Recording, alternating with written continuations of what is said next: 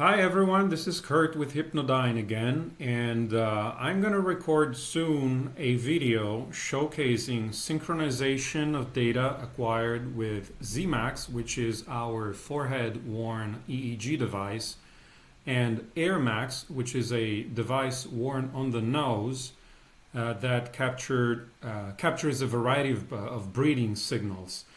The reason why the synchronization is a little bit tricky is because one is a low latency, the ZMax is a low latency proprietary wireless protocol device, and the AirMax is a much more modern, user-friendly, Bluetooth-based device. However, the reason why in research it's actually a lot better to have a device that uses like not Bluetooth is because Bluetooth introduces a variable delay, which can be up to a second, and it's really bad for real-time applications.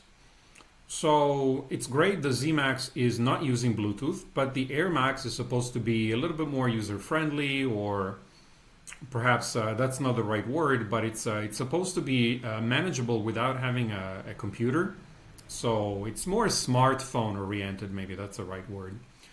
And so because one is using one protocol and the other one is using the other protocol, it introduces some difficulties, not to mention the fact that any two devices, since timekeeping on electronic devices is accomplished using a crystal, and a crystal is not always 100% perfect, particularly if you're not going to tune every device individually. But we get a good result. So let me go through it. First of all, what are you looking at here? Well, thing about these two devices is that they both have an accelerometer. And because of that, and because of the nature of movement throughout sleep, which means that you're going to be completely motionless for most of the time, and at times you're just going to move around and totally change the orientation of your head. So this gives us points where there's a lot of signal change, and it gives us broad areas where there's no change in signal. So if we take the derivative of the three signals for each accelerometer, so XYZ for ZMax and XYZ for AirMax, and then we take the absolute value of that, so they're all, when there's movement, the spike is always pointing up. Then we smooth it a little bit. What we can then do is plot one against the other after the synchronization. Now, the synchronization process is done when you extract an AirMax file, and it sees, the extracting software sees that you also have ZMax data in that folder. So after it extracted it, it says, okay, we have ZMax files too, let's synchronize them. And so it will slightly change the sampling rate of AirMax so that it can be perfectly aligned with the ZMax data. So for example, if ZMax, the unit that you're using, is not exactly 256 Hertz, but it's 256.01, and maybe the AirMax frequency, instead of being 25 Hertz, is 25.02, it's gonna make them match. And then it's also, once they match in frequency, it's gonna align them. Because how do you start the recording on both devices at the same time? How do you then stop them at the same time? Well, AirMax is able to connect to the server that ZMax uses to transmit and store live data.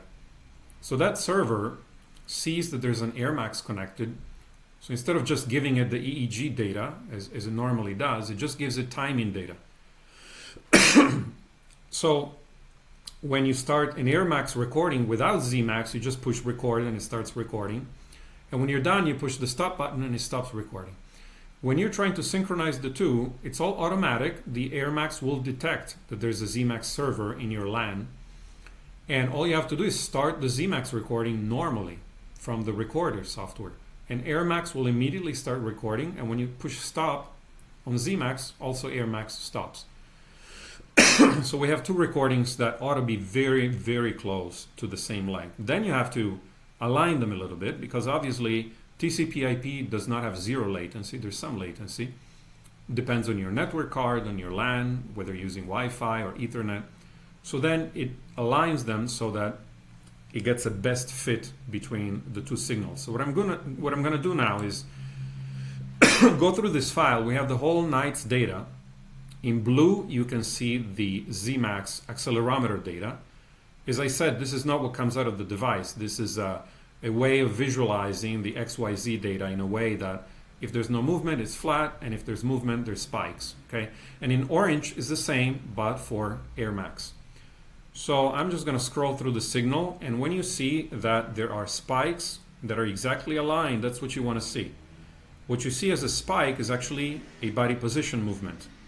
When you turn around and the orientation of the accelerometer changes drastically, there's a new baseline. But if you take the derivative of that signal, it just shows up as a spike. So I'm just going to move forward. Now, there are some spikes that are only on the ZMax, and then you will see spikes that are only on the AirMax. Now, the AirMax, in this case, it was stimulating with a vibrating motor to stop the breathing interruptions. And you will see that as a orange spike without the blue spike. Conversely, if the person is hitting the ZMax device on the forehead with their hand or their arm as they're sleeping, you will see just a blue spike without the orange spike. The important is that you continue to see perfectly aligned spikes in both colors. Okay, so I'm going to move on. There's this, I'm going to go back 2 epochs here. There's a difference in the shape, okay? That's not important because they're not going to be exactly the same. The sampling rate is different and the position is different, but as long as you see that it starts getting disrupted, I mean the formerly flat line of the accelerometer starts getting these spikes at the same time, that's a very good sign, and then it ends at the same time. That's all you want to be looking for. So in this case, this spike here and that spike here, it doesn't matter. That's just fine. Here we have a stimulation. So you have a big spike on orange, which is AirMax, and nothing happens on the ZMax because it's on the forehead. Here there's a stimulation, only happens on AirMax, and then the person moves. They have the body movement, actually 2 consecutive body movements, and they're perfectly aligned. Now, it's very easy to get them aligned at the beginning of the recording, because if you make any mistake in packet interpolation, that is what you do because it's wireless. Both devices are wireless, so sometimes one radio packet will be lost just because of background interference, walls, body position. So if there's even a small amount of lost packets, they will pile up, and by the end of the night, it will be completely off. So it's not so much about looking at the beginning of the night. This is easy to get right. We're going to move, I don't know exactly how much I have to scroll to get to the end, but we're going to go through, well, here. So I don't know if we're 1/3 in, 1/2 in, but the fact that it's still aligned here tells you that the main driver behind possible desynchronization, which is little issues in packet reconstruction, little issues with the system not knowing, or maybe if there were 50 missed packets and you only catch 49, and then it adds up, then these would, by now, they would have gotten desynchronized. Also, if the way that it is calculated just by how much to stretch the AirMax signal to match the ZMax signal, if that number, the ratio was slightly off, as you move through, you would find that, like the first attempt, this might have been over here and this would be over here. And look, it's like half a second, but it's annoying, and sometimes you want to see exactly when, like a stimulation got delivered, what happened to the EEG signal, so you want to have the good synchrony. So we'll see that in the next video, but now we're just going to go through this. This is like a verification file. This just verifies that the synchrony is working, because you're not going to see it by looking at the EEG versus the stimulation. You wouldn't know if it's wrong. It's by putting together the 2 accelerometer compound signals that you would see. If these peaks are not aligned towards the end of the recording, then you cannot trust the alignment process.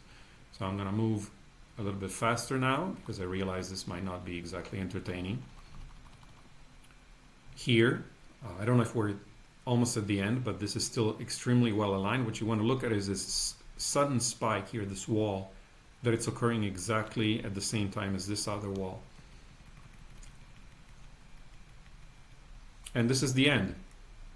Now, when the person is moving around a lot, it's a little bit tougher to recognize if things are aligned or not. That's why you don't really look at that. You look at brief transients and brief spikes, And those spikes are clean body position changes. Person turns around very quickly and then they stop moving immediately. And they're landmarks, and it happens dozens of times throughout the night, depending on the person, but you always have these.